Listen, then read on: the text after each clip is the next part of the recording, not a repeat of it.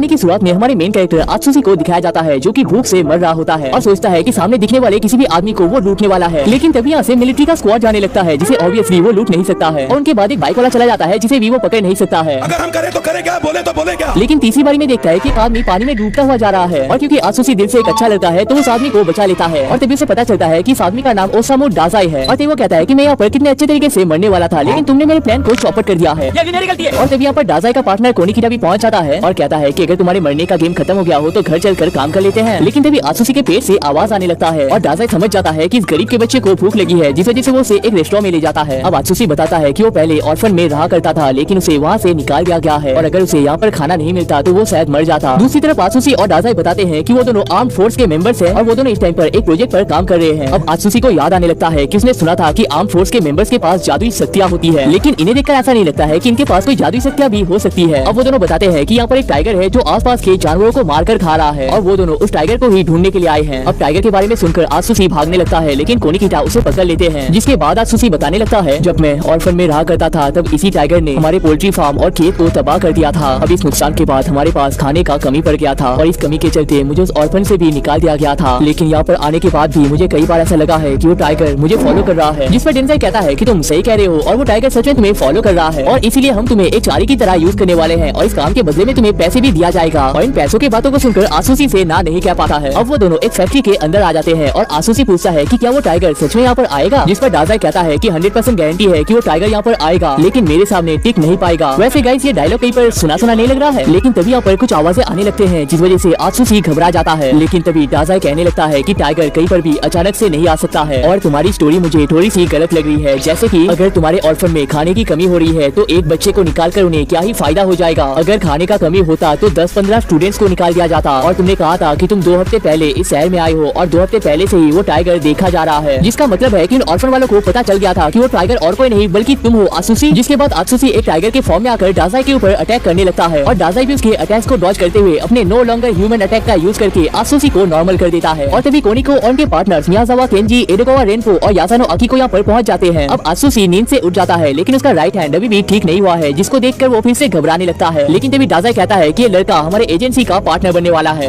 अब अगले दिन जब आत्सुशी का नींद टूटता है वो देखता है कि वो घर के अंदर होता है और तभी डाजाई उसे कॉल करके एक इमरजेंसी की वजह से अपने पास बुला लेता है। अब आत्सुशी बाहर जाने लगता है लेकिन देखता है कि डाजाई एक कचरे के डिब्बे में फंस चुका है और डाजाई कहता है कि अपने आप को खत्म करने का ये उसका एक नया तरीका है। अब डाजाई के बाहर निकलने के बाद आत्सुशी कहता है मैं इस आर्म फोर्स में ज्वाइन नहीं हो सकता और वैसे भी आज तो मुझे अपने लिए एक जॉब ढूंढने जाना है। अब डाजाई खुद ही उसे जॉब ढूंढने के लिए ले जाने लगता है और कहता है कि एक जिम्मेदार आर्म डिटेक्टिव होने के नाते ये तो मेरा फर्ज बनता है। और तभी यहाँ पर कोनिकिटा भी पहुंच जाते हैं और कहते हैं कि मैंने तुम्हारे जैसा गैर जिम्मेदार आदमी आज तक नहीं देखा। मैंने तुमसे कहा था कि एक आदमी हमारे बिल्डिंग को उड़ाने वाला है और तुम यहाँ पर गप्पे लड़ा रहे हो। जिसके बाद आत्सुशी सोचता है कि भाई इस आदमी से तो काम नहीं होने वाला, लगता है मुझे खुद ही अपना जॉब ढूंढना पड़ेगा। अब इसके बाद वो तीनों एक रूम में पहुंच जाते हैं जहाँ पर वो बॉम्बर कहता है जल्दी से अपने प्रेसिडेंट को यहाँ पर लाओ वरना मैं इस पूरे जगह को उड़ा दूंगा। जिसके बाद कोनिकिटा और डाजाई रॉक पेपर सीजर खेलने लगते हैं जिसमें कोनिकिटा हार जाते हैं, जिसका मतलब है कि कोनिकिटा को ही उस बॉम्बर को संभालना पड़ेगा। अब कोनिकिटा उस बॉम्बर से बात करने के लिए जाता है लेकिन फिर बॉम्बर कहता है कि तुम कोनिकिटा हो ना, मैं तुम्हें पहले से जानता हूँ, वहाँ पर जाके बैठ जाओ। अब डाजाई कहता है कि उसे यहाँ के सारे मेंबर्स के बारे में पता है तो हमें आत्सुशी को वहाँ पर भेजना चाहिए क्योंकि आत्सुशी को कोई पहचानता ही नहीं है। अब आत्सुशी कुछ न्यूज़पेपर को लेकर उस बॉम्बर की तरफ पहुंच जाता है और कहता है कि मैं एक न्यूज़पेपर बॉय हूँ लेकिन तुम जो कर रहे हो ये सही बात नहीं है, चलो यहाँ से बाहर चलते हैं और हम अपने प्रॉब्लम्स को आपस में शेयर भी कर लेंगे। तभी कोनिकिटा अपने पावर से एक गन को क्रिएट करके उस रिमोट को लेने के साथ साथ उस बच्चे को भी पकड़ लेता है और तभी वो डाजाई को भी लात मार देता है और कहता है कि सिर्फ तुम्हारी वजह से मुझे इतना सारा काम करना पड़ रहा है। लेकिन तभी वो बॉम्बर उस रिमोट को लेकर बॉम्ब को एक्टिवेट कर देता है। अब टाइम जल्दी ही बीतता होता है जिस वजह से आत्सुशी उस लड़की को फेंक कर उस बॉम्ब को जकड़ लेता है ताकि उस बॉम्ब का झटका कम से कम हो सके। लेकिन यहाँ पर कोई बॉम्ब फटता ही नहीं है और देखते हैं कि जो लड़की कैद होती है वो असल में बॉम्बर की ही बहन होती है और बाकी सब लोग यहाँ पर आत्सुशी का टेस्ट ले रहे थे। अब गाइस आर्म डिटेक्टिव एजेंसी के प्रेसिडेंट फुकुजावा युकिची यहाँ पर पहुंच जाते हैं और कहते हैं कि इस बच्चे के ज्वाइन होने से मुझे कोई प्रॉब्लम नहीं है और इतना कहकर यहाँ से चले जाते हैं। अब आत्सुशी को कहा जाता है कि तुम्हारे पास कोई रिलेटिव्स नहीं है, तुम्हारे ऊपर बाउंटी लग चुका है जिस वजह से कोई भी आकर तुम्हें मार सकता है। लेकिन अगर तुम आर्म डिटेक्टिव एजेंसी को ज्वाइन कर लेते हो तो तुम्हारे साथ ऐसा कुछ भी नहीं होगा बल्कि तुम्हारा लाइफ और भी आसान हो जाएगा। अब अगले दिन कैफे में वो बॉम्बर बताता है कि इसका नाम तानिजाकी जुनिशिरो है और पास ही में है उसकी बहन नाओमी। अब आत्सुशी पूछता है कि तुम लोग आर्म डिटेक्टिव एजेंसी में आने से पहले क्या काम करते थे। कोनिकिटा एक स्कूल के टीचर थे, तानिजाकी और नाओमी स्कूल के छात्र थे, लेकिन किसी को भी डाजाई के पास के बारे में पता नहीं है और डाजाई ने तो कह रखा है कि जो भी इसके पास के बारे में बता देगा उसे वो 700,000 येन देने वाला है। जिसके बाद आत्सुशी कहने लगता है office worker, lawyer, journalist, carpenter, बहुत कुछ कहता है लेकिन कोई भी सही नहीं होता है। जिसके बाद आत्सुशी कहता है कि शायद आप कुछ काम करते ही नहीं होगे। ऐसा नहीं है, एक सीक्रेट काम तो है जो मैं करता था। अब इसके बाद एक लड़की केस सॉल्व करवाने के लिए आती है लेकिन तभी डाजाई इसके हाथ को पकड़ लेता है और कहता है कि क्या तुम मेरे साथ कॉफी पीने चलोगी। मानो तेरा बहन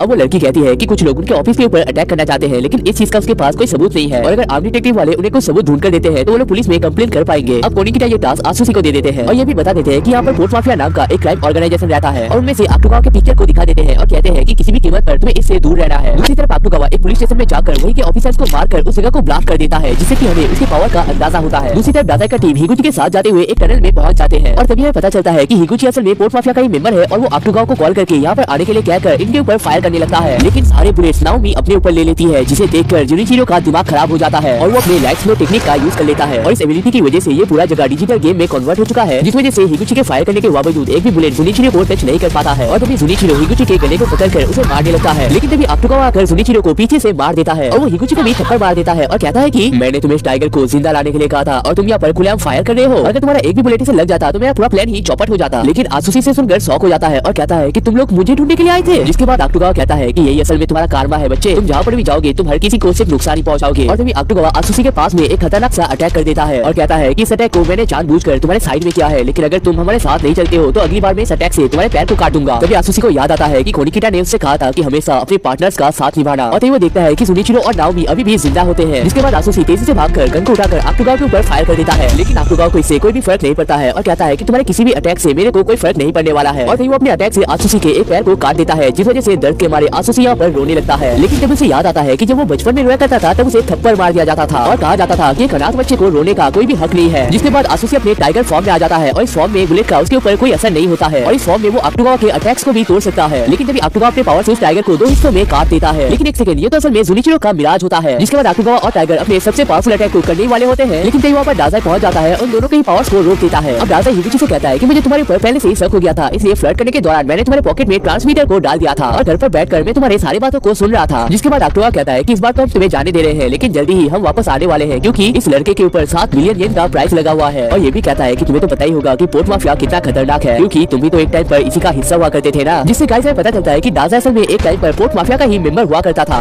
अगले दिन जब आसुसी का नींद टूटता है तो कोनिकिटा उसके पास ही में होते हैं और कहते हैं कि तुम्हारे दोनों दोस्त ही एकदम ठीक है और दोनों का इस टाइम पर ट्रीटमेंट चल रहा है। और हम देखते हैं कि जुनिचिरो के ऊपर एक लड़की एक सीक्रेट टाइप का ट्रीटमेंट कर रही होती है। दूसरी तरफ कोनिकिटा बताते हैं आसुसी तुम्हारे ऊपर 7 बिलियन येन का प्राइस रखा गया है और इसी वजह से पोर्ट माफिया वाले तुम्हारे पीछे पड़ चुके हैं। लेकिन तभी आसुसी घबरा जाता है और कहता है कि 7 बिलियन येन, अब मेरा क्या होगा। लेकिन कोनिकिटा कहते हैं कि चिंता मत करो, उन पोर्ट माफिया वालों को तो मैं अकेले ही देख लूंगा। अब गाइस हमें हिरोत्सु नाम के पोर्ट माफिया के एक मेंबर को दिखाया जाता है जो अपने पावर से एक डोर को तोड़ देता है। अब इसके अंदर कई सारे आदमी होते हैं और एक आदमी तो हिरोत्सु को मारने के लिए भी जाता है, लेकिन हिरोत्सु के एक अटैक के साथ ही उस आदमी का खेल खत्म हो जाता है। सूत्रों से पता चला है कि पोर्ट माफिया के सामानों को यहाँ पर ब्लैक में बेचा जा रहा है और इसलिए तुम में से कोई भी यहाँ पर बचने नहीं वाला है। और तभी हिरोत्सु के पार्टनर्स गोलियों की मदद से इन सारे मेंबर्स को यहाँ पर खत्म कर देते हैं। थोड़े टाइम बाद इस जगह पर इन्वेस्टिगेशन होने लगता है और आत्सुसी भी यहाँ पर मौजूद होता है और तभी सब लोग कहने लगते हैं कि ये काम तो पोर्ट माफिया के ब्लैक लीजर गैंग का है जो किसी के ऊपर भी दया नहीं करते हैं। अभी से सुनने के बाद आत्सुसी सोचता है कि अगर इस टीम ने हमारे एजेंसी में अटैक कर दिया तो हमारा एजेंसी तो पूरी तरीके से तबाह हो जाएगा। जिसके बाद वो खुद से ही हिगुची को कॉल कर लेता है और कहता है कि मैंने आम डिटेक्टिव एजेंसी को छोड़ दिया है तो अब उन्हें परेशान करने की कोई जरूरत नहीं है। जिसके बाद सच में ही आत्सुसी इस एजेंसी को छोड़ के चला जाता है। दूसरी तरफ हम ब्लैक लीजर के लीडर हिरोत्सु और कमांडर टाचिहारा मिचुजो को देखते हैं और तभी उनके ऊपर अटैक करते हुए दूसरा कमांडर भी यहाँ पर पहुंच जाता है। और तभी हिगुची को उनके लीडर कॉल करके कहते हैं कि पिछली बार उस आम डिटेक्टिव एजेंसी की वजह से हम लोग उस टाइगर को पकड़ नहीं पाए थे, तो इस बार तुम्हें इस एजेंसी को ही खत्म कर देना है। दूसरी तरफ आक्टोगावा एक लड़की को डराने की कोशिश कर रहा होता है और कहता है कि जब इंसान अपने प्रॉब्लम्स को खत्म नहीं कर पाते हैं तो वो अपने आप को खत्म करने का सोचते हैं क्योंकि उनके पास जीने का और कोई वजह नहीं होता है। लेकिन चिंता मत करो, जल्द ही तुम्हें जीने का एक वजह मिलने वाला है। दूसरी तरफ ब्लैक लीजर ग्रुप हमारे एजेंसी के अंदर चले जाते हैं और तभी हिरोत्सु कहते हैं कि माफ करना, मैं तुम्हारा अपॉइंटमेंट लेना भूल गया। दूसरी तरफ आत्सुसी रास्ते से जा रहा होता है और सोचता है कि मुझे कहीं पर भी रहने का हक नहीं है, लेकिन तभी उसे बुलेट की आवाज आने लगती है जिस वजह से वो फिर से एजेंसी की तरफ जाने लगता है और जाते वक्त सोचता है कि मैंने तुम्हें कह दिया था कि मैंने इस एजेंसी को छोड़ दिया है, तो फिर भी वो लोग इसके ऊपर अटैक क्यों कर रहे हैं। अब आत्सुसी वहाँ पर पहुंच हो जाता है लेकिन देखता है कि ब्लैक लीजर वालों को हमारे एजेंसी वाले कुत्तों की तरह मार रहे हैं। अब कोनिकिटा यहाँ पर परेशान हो जाते हैं और सोचते हैं कि गोली चलाने की वजह से फिर से मुझे आसपास के लोगों से माफी मांगना पड़ेगा और देखो यहाँ का क्या हालत कर गया है, इसको रिनोवेट करने में फिर से ढेर सारा पैसा चला जाएगा। और आत्सुसी तुम्हें तो शर्म आनी चाहिए, हम लोग यहाँ पर फाइट कर रहे थे और तुम बाहर घूमने के लिए गए थे। लेकिन आत्सुसी सोचता है कि ये लोग तो बहुत ही पावरफुल है और मैं बिना किसी प्रॉब्लम के इनके साथ रह पाऊंगा। और इतना सोच के उसके आंखों से आंसू आने लगते हैं, जिसे देख कोनिकिटा कहते हैं कि एक तो तुम फाइट के वक्त घूमने चले गए थे और मैंने तुम्हें थोड़ा सा डांट दिया है, तुम तो रोने ही लग गए। जिस पर आत्सुसी कहता है कि मैं रो नहीं रहा था, मैं तो बस रो रहा था। अब इसके बाद सब लोग साफ सफाई करने लगते हैं, लेकिन तभी रैनको कहता है कि मुझे यहाँ से जाना पड़ेगा, पुलिस को मेरी जरूरत है क्योंकि मेरे पास इस एजेंसी का सबसे अच्छा सुपर पावर जो है। और तभी सब लोग कहने लगते हैं कि हाँ सबसे अच्छा डिटेक्टिव सुपर पावर तो तुम्हारे पास ही है। और आत्सुसी तुम्हें भी रैनको के साथ जाना है क्योंकि उसे ट्रेन में चढ़ना नहीं आता। जिसके बाद ट्रेन में आत्सुसी सोचता है कि भाई कैसा आदमी के साथ मुझे भेज रहे हैं जिसे ट्रेन में चलना नहीं आता। अब लोकेशन में पहुंचने के बाद एक ऑफिसर उन्हें रोक देते हैं और कहते हैं कि जो लड़की यहाँ पर मारी गई है वो एक पुलिस ऑफिसर है और वो मेरे अंडर काम करती थी, इसलिए इस केस को हम ही देखने वाले हैं। देखो इस लड़की को 3 बुलेट मारे गए हैं और आज सुबह इसका बॉडी पानी में तैर रहा था, इसलिए हमें ऐसा लगता है कि ये काम इसके किसी आशिक का होगा। अच्छा मतलब आप लोगों को कुछ खास पता ही नहीं चला है। हाँ क्या कहा तूने बच्चे। लेकिन तभी पता चलता है कि नेट में एक और आदमी पकड़ा गया गया है और हो सकता है कि इस आदमी को भी उस लड़की के साथ मार के ही एक साथ बहाया गया होगा। लेकिन एक सेकंड, ये विक्टिम दासाई की तरह क्यों लग रहा है? अरे आसुसी, पिछली बार तो तुमने मुझे बचा लिया था, इसलिए मैं फिर से अपने आप को डुबाने के लिए आया था। लेकिन देखो किस्मत का पहिया फिर से हम दोनों को एक साथ लाकर खड़ा कर दिया है। खरे कहा हो, आप तो झूल रहे हो। और ये क्या, इतनी खूबसूरत लड़की अपनी जवानी में ही गुजर चुकी है। भगवान, इसकी जगह मैं क्यों नहीं मर गया? जिस पर ऑफिसर कहते हैं कि तुम लोगों से अच्छा तो मेरा टीम है जो मिनटों में किसी भी केस को सॉल्व कर लेते हैं। जिसे सुनकर रैम्पो ऑफिसर सुगीमोटो से कहते हैं कि मैं इस केस को 1 मिनट में सॉल्व कर सकता हूँ। हिम्मत है तो मेरे से पहले इस केस को सॉल्व करके दिखाओ। ओके, तो यामागी एक पॉलिटिकल केस में रिसर्च कर रहे थे और पोर्ट माफिया के खिलाफ भी एक केस को रन कर रहे थे। तो सर पोर्ट माफिया वालों ने ही ये काम किया होगा? नहीं, पोर्ट माफिया वाले पहले किसी के भी सर को जमीन पर मारते हैं, फिर पीछे से लात मारते हैं ताकि उनका जॉलाइन टूट सके, और उसके बाद बॉडी पे 3 बुलेट्स मारते हैं। इसके बॉडी पे भी 3 बुलेट्स तो मारे गए हैं, लेकिन इसके जॉलाइन को तोड़ा नहीं गया है। मतलब किसी ने जानबूझकर 3 बुलेट्स मारे हैं ताकि लोगों को ऐसा लगे कि ये काम पोर्ट माफिया वालों का है। 2 बुलेट्स सिर्फ इसने फायर किए हैं ताकि लोगों को लगे ये काम पोर्ट माफिया वालों का है। कितनी गलत बात है। कोई बात नहीं ऑफिसर, तुमने अपने काम को बहुत ही बढ़िया तरीके से किया है। लेकिन अब देखो, एक वर्ल्ड क्लास डिटेक्टिव कैसे अपने केसेस को सॉल्व करता है, और मैं तो ये भी बता दूंगा कि क्रिमिनल कौन है, कहाँ पर उसने क्राइम किया है और कैसे उस क्रिमिनल को पकड़ना है। लगता है तुम मानोगे नहीं बच्चे, तुम्हारे लिए 60 तक गिनती करूँ क्या? ना, मुझे उतना टाइम भी नहीं लगेगा। इन्फॉर्मेशन कलेक्ट हो जाओ और किसने ये क्राइम किया है वो हमें बताओ। और हमें पता चल चुका है कि क्रिमिनल है मिस्टर सुकीमोटो। बेकार की बातें बंद करो। सुकीमोटो ने ये काम किया होता तो वो यहाँ पर ठोए ना था। वेल, मैंने तो ये भी कहा था कि मैं सबूत भी दूंगा। सुकीमोटो के गन को चेक कर लो, उसमें 3 बुलेट्स कम होंगे और मेरा थ्योरी भी प्रूफ हो जाएगा। सुकीमोटो अपना गन दिखा दो, उसके बाद ये नौसिखिया चुपचाप यहाँ से चला जाएगा। मैं अपने गन को नहीं दिखा सकता। सुकीमोटो, तुम मुझे डरा रहे हो। अपना गन दिखाओ और सब कुछ ठीक हो जाएगा। अब सुकीमोटो का दिमाग ब्लैंक होने लगता है और वो अपने गन से फायर करने वाला होता है, लेकिन आसुसी जाकर उन्हें रोक देता है। तुम्हें पता कैसे चला कि मैंने उसे मारा था? हाँ, मुझे तो ये भी पता है कि तुमने उसे कल सुबह सीपीआर में मारा था, जहाँ पर हमें और भी सबूत मिलने वाले हैं। अब पुलिस स्टेशन में सुकीमोटो बताते हैं कि यामागी एक छोटे केस में काम कर रहे थे, लेकिन वो जितना डीप में जा रहे थे उन्हें पता चल रहा था कि इन सब के पीछे एक पॉलिटिशियन का हाथ है। और ये बात उस पॉलिटिशियन को भी पता चल गया था क्योंकि उसका एक इन्फॉर्मर इसी स्टेशन में काम करता है, और वो इन्फॉर्मर तुम ही हो, है ना? असल में पुलिस का एग्जाम देते टाइम में बार-बार फेल हो रहा था और उस टाइम पर इस पॉलिटिशियन ने मेरा मदद किया था और इसके बदले मुझे बस पुलिस के इन्फॉर्मेशन को इसके पास पहुंचाना था। लेकिन जब सुकीमोटो को पॉलिटिशियन के अगले स्टेप के बारे में पता चलता है तो वो यामागी को अपने पास बुला लेते हैं और कहते हैं कि इस केस से दूर रहो वरना मैं अपने आप को खत्म कर दूंगा। यामागी उन्हें तेजी से रोकने के लिए जाते हैं, लेकिन गलती से ट्रिगर दब जाता है और यामागी यहाँ पर मारा जाता है। जिसके बाद सुकीमोटो इस बॉडी पर और भी 2 फायर करके इस बॉडी को बहा देते हैं ताकि लोगों को ऐसा लगे कि ये काम पोर्ट माफिया वालों का है। तभी रैंपो सुकीमोटो के पास चला जाता है और कहता है कि तुम्हें याद है ना कि यामागी ने मरने से पहले तुमसे क्या कहा था? मुझे माफ कर देना सुकीमोटो। कैसे? इतना सब कुछ तुम्हें कैसे पता हो सकता है? अब इसके बाद वो तीनों रास्ते से जाने लगते हैं और दासाई कहता है कि पता है आसुसी, मुझे भी ये केस आधा समझ में आ गया था। हाँ, लेकिन रैंपो के अल्ट्रा डिडक्शन के सामने कोई क्या ही कर सकता है। ओह, तो तुम्हें अभी भी इसके बारे में पता नहीं है? हाँ, रैंपो के बिहेवियर को देखकर तुम्हें वो एक छोटा लड़का लग सकता है, लेकिन वो असल में 26 साल का आदमी है और उसके पास कोई मैजिकल पावर भी नहीं है। और ये बात रैंपो के अलावा टीम के हर किसी को पता है और बताते हैं कि जब रैंपो अपने पावर को यूज कर रहा था तब दासाई ने उसके हेयर को टच कर लिया था। और आपको पता ही होगा कि दासाई अगर किसी को टच करता है तो वो अपने पावर को यूज नहीं कर सकता है, जिसका मतलब है कि रैंपो के पास असल में कोई पावर ही नहीं है। क्या? तो फिर रैंपो ने उस क्रिमिनल का पता कैसे लगाया? देखो, अगर तुम किसी को भी बोलोगे कि एक मर्डर को पोर्ट माफिया का काम दिखाने के लिए उस पर 3 बुलेट्स फायर किए गए हैं तो हर किसी को लगेगा कि वो 3 बुलेट्स एक साथ ही फायर किए गए हैं। लेकिन याद करो कि सुकीमोटो ने क्या कहा था? 2 बुलेट्स सिर्फ इसलिए फायर किए हैं ताकि लोगों को लगे ये काम पोर्ट माफिया वालों का है। कितनी गलत बात है। मतलब उसे पता था कि 2 बुलेट्स को एक साथ नहीं बल्कि अलग अलग फायर किया गया था और ये बात तो सिर्फ क्रिमिनल को ही पता हो सकता है। और एक और पॉइंट है, अगर तुम यामागी के हाथ को देखोगे तो वहाँ पर एक महंगा वॉच लगा हुआ है जो वो अपने सैलरी से तो नहीं खरीद सकती है, और वैसा ही सेम वॉच सुकीमोटो के हाथ में भी था, जिसका मतलब है कि वो दोनों एक दूसरे को डेट कर रहे थे। और जब किसी को पता चलता है कि उसका लवर मर चुका है तो उसका रिएक्शन खतरनाक आना चाहिए था, लेकिन सुकीमोटो पूरी तरीके से शांत था, मतलब वो किसी चीज को छुपाना चाहता था। अच्छा, लेकिन रैंपो को ये कैसे पता चला कि मर्डर हुआ कहाँ पर था? वेल, ये चीज तो दासाई भी पता नहीं लगा पाया है और इसी वजह से रैंपो टीम में इतना खास है। अरे तुम लोगों को घर नहीं चलना क्या? मुझे भूख लग रही है। अब गाइस हमें कोनिकिटा को दिखाया जाता है जिसके पास आइडियल नाम का एक नोटबुक होता है, जिसको बीच बीच में आप लोगों ने कई बार देखा भी होगा। अब कोनिकिटा असल में एक परफेक्ट लाइफ को जीना चाहता है, इसलिए कोनिकिटा ने इस बुक में अपने लाइफ के सारे डिटेल्स यहाँ तक कि रूटीन, फ्यूचर प्लान्स और गोल तक भी लिख रखा है। जिसके बाद कोनिकिटा एग्जैक्ट टाइम पर अपने काम के लिए जाता है, लेकिन तभी आसुसी कहता है दासाई ने कुछ अजीब तरीके के मशरूम खा लिए हैं और उसके बाद से वो अजीब तरीके से बिहेव कर रहे हैं। मरने के बाद ये दुनिया कितना बढ़िया लगने लगता है। मुझे तो पता ही नहीं था एक मशरूम खाने से ही मैं मर जाऊंगा। लेकिन कोनिकिटा इन सब में ध्यान ना देकर अपना काम स्टार्ट कर देता है। कोनिकिटा, तुम्हें भी स्वर्ग में आना चाहिए, फिर हम दोनों मिलकर मजे करेंगे। लेकिन तभी कोनिकिटा दासाई को पटक देते हैं और कहते हैं कि ना समझ दासाई, तुम्हें दिख नहीं रहा, मेरा इंपॉर्टेंट काम चल रहा है। जिसे देखकर आसुसी सोचता है ये दोनों इतने अलग होने के बावजूद एक साथ काम कैसे कर पाते हैं। जिसके बाद वो तीनों अपने आज के काम के लिए जाने लगते हैं। असल में योकोहामा में जितने भी नए लोग घूमने के लिए आ रहे हैं उनमें से कई सारे लोग गायब हो रहे हैं और उन सबको एक जगह पर लाकर इकट्ठा किया जा रहा है और ये जानकारी हमारे एजेंसी को एक अनजान आदमी से मिला है। अच्छा, तो हमें जो लोकेशन बताया गया है हम वहाँ पर जा रहे हैं, है ना? नहीं बच्चे, बल्कि हम तो उस जानकारी देने वाले को पकड़ने के लिए जा रहे हैं। कोनिकिटा, तुम यहाँ पर पूरे 2 मिनट लेट आए हो। किसी लड़की के साथ डेट पे चले गए थे क्या? नहीं, मैं आज से 4 साल बाद किसी लड़की को डेट करूंगा और उसके 6 साल बाद उसी लड़की से शादी भी कर लूंगा और ये सारी बातें मेरे बुक में लिखी गई है। अब गाइस सामने के इस बंदे का नाम टागुची रुकुजो है और अगर आप इसे अच्छे पैसे देते हो तो ये कोई भी इन्फॉर्मेशन बाहर निकाल कर दे सकता है और बताता है कि आप लोगों को वो इन्फॉर्मेशन एज योर मैसेंजर नाम के एक बंदे ने भेजा है। अब मुझे ये तो नहीं लगता कि वो इन्फॉर्मर कोई गलत आदमी है, लेकिन मुझे उसके डाटा सेंटर से ये कुछ पिक्चर मिले हैं और ये शायद उनके पिक्चर है जिन्हें किडनैप किया जा चुका है। अब इसके बाद वो तीनों टैक्सी की मदद से अपने लोकेशन पर जाने लगते हैं और कोनिकिटा बताते हैं कि टैक्सी का ड्राइवर भी असल में उनका इन्फॉर्मर है और जितने भी लोग गायब हुए हैं उनमें से 2 लोगों को तो इन्होंने ही लिफ्ट दिया था। लेकिन जब दासाई इन पिक्चर्स को लेकर कहने लगता है, देखो इन विक्टिम्स में से दोनों ने चश्मे पहन कर रखे हैं, जरूर इस क्रिमिनल को चश्मे वाले लोग बहुत पसंद होंगे। इसके बाद वो तीनों एक हॉस्पिटल में पहुंच जाते हैं और यहाँ के आसपास घूमने के दौरान उन्हें कुछ फुटप्रिंट्स भी मिल जाते हैं। मुझे लगता है किसी की जान खतरे में है। यहाँ पर एक लड़की को पानी में डुबाकर मारने का ट्रैप बनाया गया है और तभी कोनिकिटा,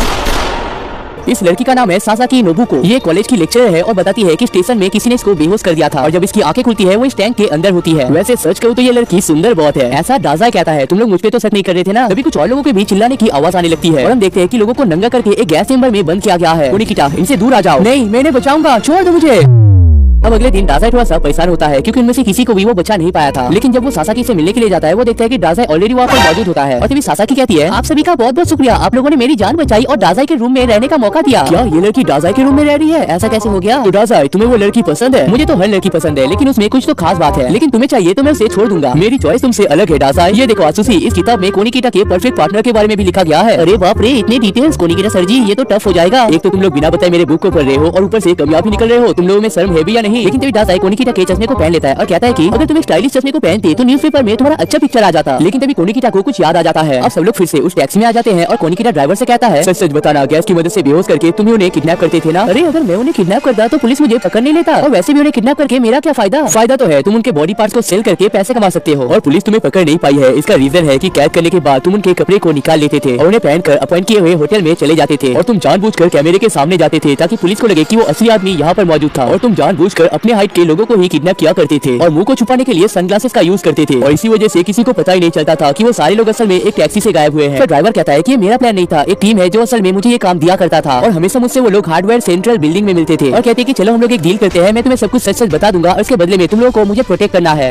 तुम्हें किससे प्रोटेक्शन चाहिए? वो असल में मैंने गलती से पोर्ट माफिया के भी एक मेंबर को मार दिया था और तभी उनके कार के ऊपर तेजी से फायर होने लगता है और वो ड्राइवर यहाँ से भाग जाता है। जिसके बाद कोनिकिटा कहता है कि डाजाई, उस ड्राइवर को पकड़ के लाओ और आसुसी, तुम्हें जल्दी से पुलिस को यहाँ पर बुला कर लाना है। और तभी कोनिकिटा अपने पावर से यहाँ पर एक फ्लैशबैंक को फोड़ देता है और पोर्ट माफिया के ध्यान को भी अपनी तरफ खींचने लगता है और इसी मौके पर आसुसी और डाजाई यहाँ से भाग जाते हैं। लेकिन तभी उनके कार को ब्लास्ट करते हुए एंट्री होती है आक्टुगावा की। अब कोनिकिटा आक्टुगावा के अटैक को डॉज कर रहा होता है और फायर करके एक पाइप को तोड़ देता है। तुम क्या करना चाहते हो? मुझे समझ नहीं आ रहा। लेकिन तभी कोनिकिटा अपने स्टन गन को पानी में देखकर आक्टुगावा को बिजली के झटके दिला देता है और तभी पुलिस के सायरन का भी आवाज आने लगता है जिस वजह से आक्टुगावा यहाँ से चला जाता है। अब इसके बाद वो तीनों हार्बर्ट सेंट्रल बिल्डिंग में पहुंच जाते हैं और ये वही जगह है जहाँ पर एज़्योर किंग ने अपने आप को खत्म किया था और एज़्योर किंग वो बंदा है जिसने कई सारे नेशनल फैसिलिटीज को तबाह कर रखा है। और तभी डाजाई कहता है कि एज़्योर मैसेंजर का नाम सुनने के बाद उसे सबसे पहले एज़्योर किंग का ही याद आया था। असल में एज़्योर किंग को कंफ्यूज करके इस जगह पर फंसाया गया था, जिसके बाद किंग ने अपने ही बॉम्ब को एक्टिवेट कर दिया था। अब उस टाइम पर कुछ डिटेक्टिव भी यहाँ पर पहुंच गए थे और एज़्योर किंग के साथ वो सभी तबाह हो गए थे। और तभी कोनिकिटा कहता है कि अगर मैं उन्हें एज़्योर किंग का लोकेशन नहीं बताया होता तो वो सब लोग जिंदा होते और उनमें से एक डिटेक्टिव असल में रुकुजो के फादर भी थे। और इस गलती को सुधारने के लिए कोनिकिटा ने रुकुजो को अडॉप्ट भी कर लिया था। लेकिन तभी आके लैपटॉप में एज़्योर मैसेंजर का एक मैसेज आता है जिसमें लिखा गया है, कल शाम से पहले एक बॉम्ब फटने वाला है जिसमें 100 से भी ज्यादा लोग मरने वाले हैं, रोक सको तो रोक लो एज़्योर मैसेंजर। तो गाइस, कौन है ये मैसेंजर और वो बॉम्ब को क्यों ही ब्लास्ट करना चाहता है और क्या आम डिटेक्टिव एजेंसी वाले उस बॉम्ब को रोक पाएंगे? इन सब का जवाब आपको इसके अगले पार्ट में पता चल जाएगा, जिसके लिए आपको इस वीडियो पे 3000 लाइक्स और 300 कमेंट्स कर देना है। और गाइस, बीच में सर्दी की वजह से मेरा गला टूट गया था, तो अगर उस टाइम पर आपको आवाज अजीब लगी है तो मुझे माफ कर देना।